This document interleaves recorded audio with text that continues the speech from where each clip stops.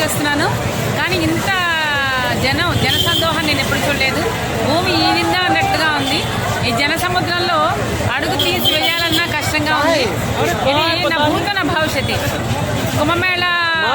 కుంభమేళాలో జరిగిన ఎఫెక్ట్ అవ్వచ్చు, లేదా హిందువులు తమ ధర్మాన్ని పాటించడంలో ముందంజి వేసి ఉండొచ్చు.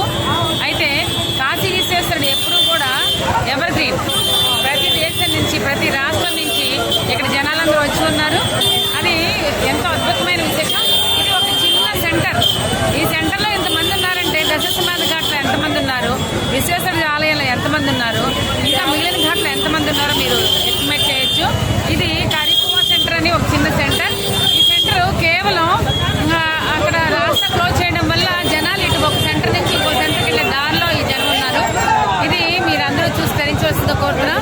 దేవ దీపావళి అంటే దేవతలందరూ కలిసి చేసుకున్న దీపావళి. ఈ దీపావళికి దేవతలందరూ భూమి మీదకి వస్తారు.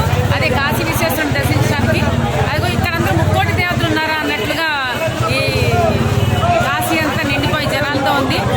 అందరూ చూసి ధరించవలసిందిగా ధన్యవాదాలు.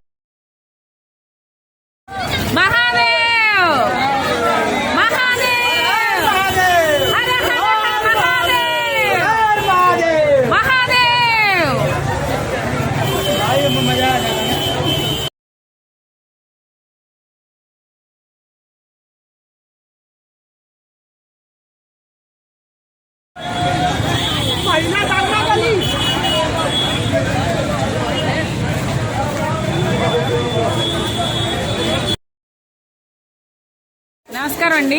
నమస్కారం. మీరు ఎన్ని సంవత్సరాల నుంచి ఇక్కడ ఉంటున్నారు? మాది 20 సంవత్సరాలు ఉంది. అవునా? ఇలాంటి దేవదీపావళి ఎప్పుడైనా జరిగిందా? భయంకరం రస్ ఉంది కదా ఇవాళ. ఇలాంటిది ఎప్పుడైనా జరిగిందా? ఈ వాళ్ళు చాలా మంచి రస్ ఉంది. అవునా? నేను 15 సంవత్సరాల నుంచి వస్తున్నాను.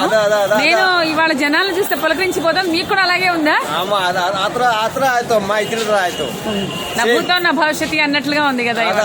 ధన్యవాదాలు.